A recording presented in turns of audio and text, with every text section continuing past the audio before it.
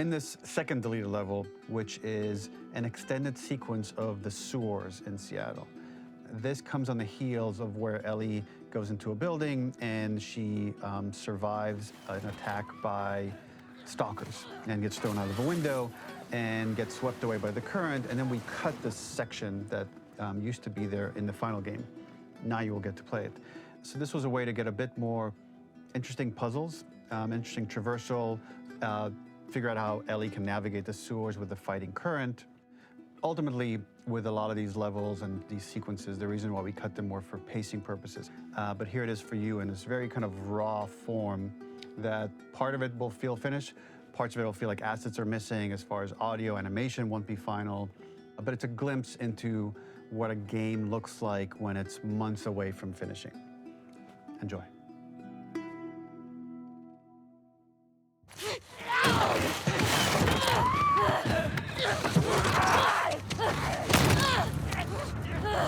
Get off of me!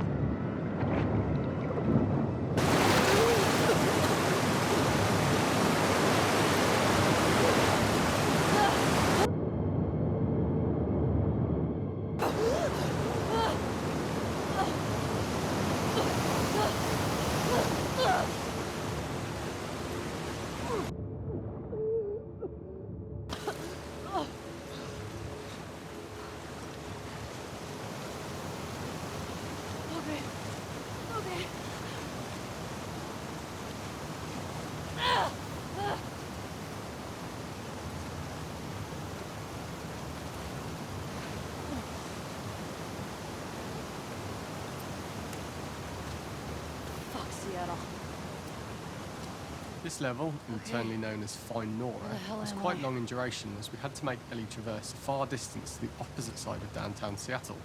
The sewer section was originally longer than what we released the game with, approximately 10 minutes more. This was one of the few areas of the game that used water flow as part of a traversal puzzle. The player has to go upstream to use the current to get to the platform to reach the other side. We mostly cut this mechanic game-wide, however it remained in essence in the section swimming to the aquarium as Ellie when you were avoiding the waves.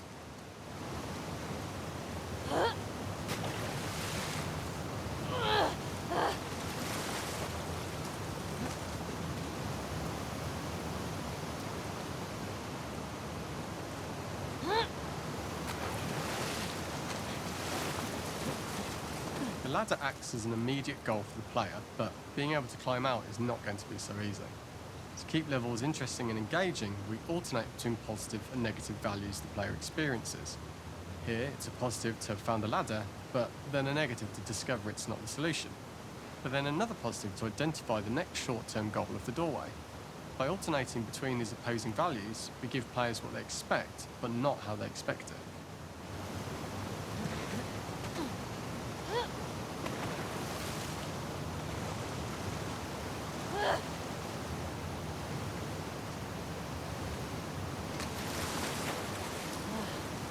Almost had it.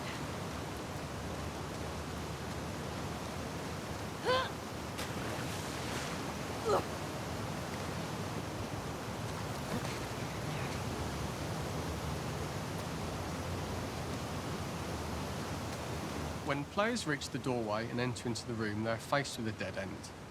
The real reason for this dead-end room is that on the reversal, when exiting back out of the doorway, players are faced with the route onwards. What have we got here? A pipe that they'd not been able to see when they were swept past it on the way in, and something that was hidden from view when on the side platforms. The intention here being that the only option is to go off the standard path in order to search for a way out.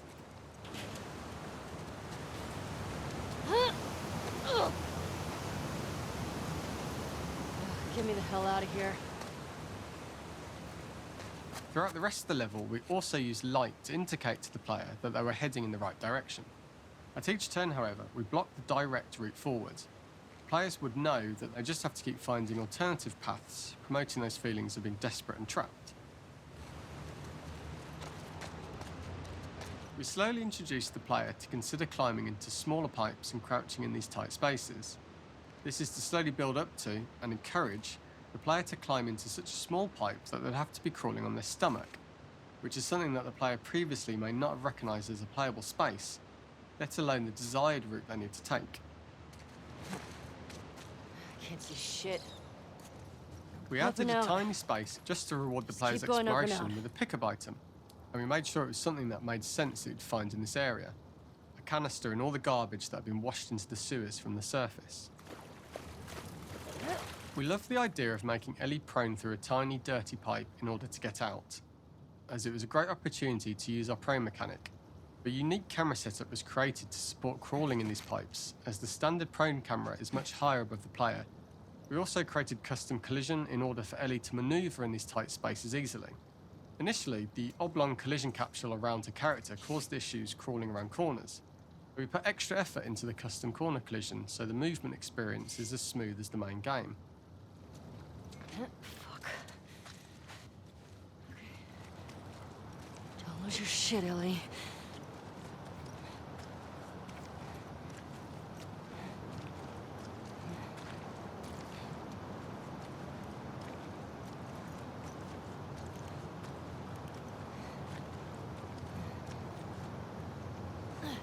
In order for the player to feel cramped, claustrophobic and desperate, we'd been enforcing the traversal mechanics that allow for a tight environment which promote these feelings.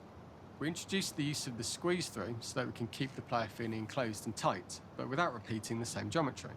Here we change from low ceilings with wider walls to high ceilings and tight walls to change up the spatial pacing and keep the level from repeating itself.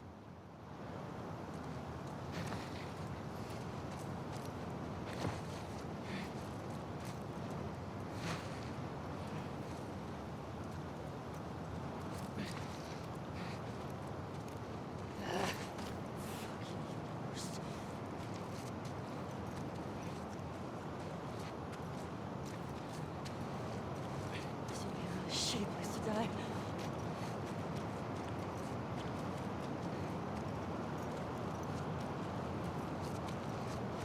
Originally, we had the waterline much higher here, so players had to swim through this tight tunnel. However, from watching user test feedback, it was occasionally causing people to discount the route entirely and turn back on themselves. So to avoid any risk of this happening in the final game, we present a lower water level so the tunnel is easy to see and commit to using. Although this isn't as impactful without the prone swim, it's the better decision as it means a smoother experience for the player with no backtracking frustration. As we surface from the water and over the crest of the slope, we reveal what is further in this tunnel. A clicker that has sprouted and the fungus has grown on the sides of the pipe. It was great to see people who user tested this area becoming increasingly worried as we forced the player to squeeze past the fungus and inches away from the clicker's face, all the time not being sure whether the clicker might be alive or attack them.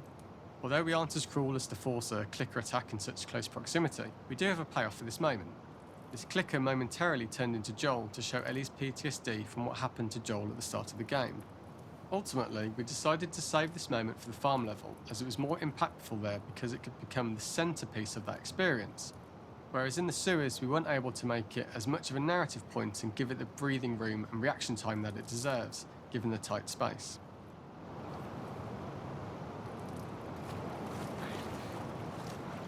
Damn it.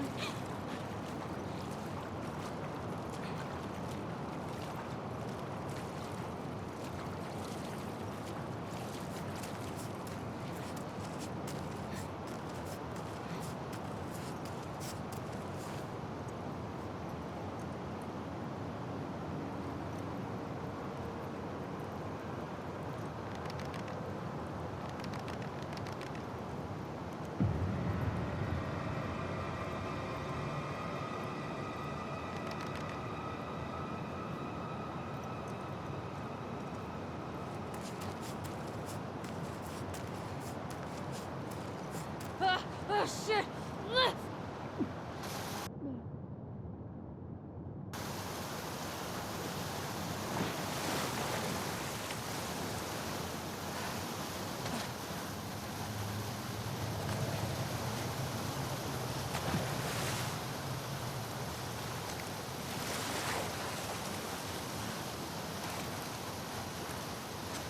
For the final section, we eventually opened you out into a wider area as you traverse through such tight spaces leading up to this.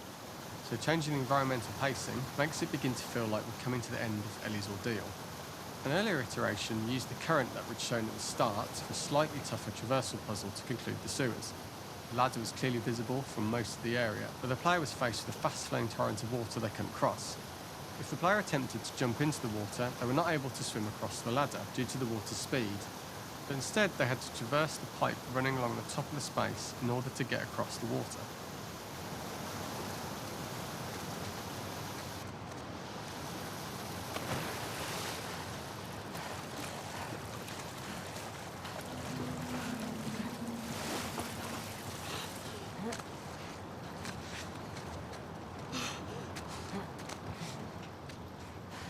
Using this pipe was retained in the iteration we shipped with, as it's the last of the extreme methods Ellie has to undergo in order to escape the sewers, and what she will go through in her pursuit of revenge.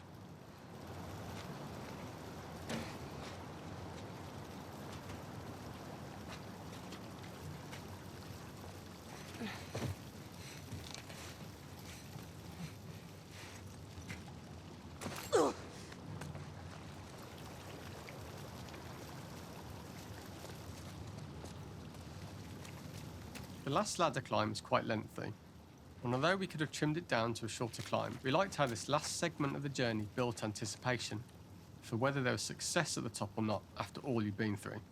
Ultimately, the ladder exits out into the subway station, which is how it connects in the final game. Ellie then has to find her way to the hospital from here, crossing paths with the scars for the first time.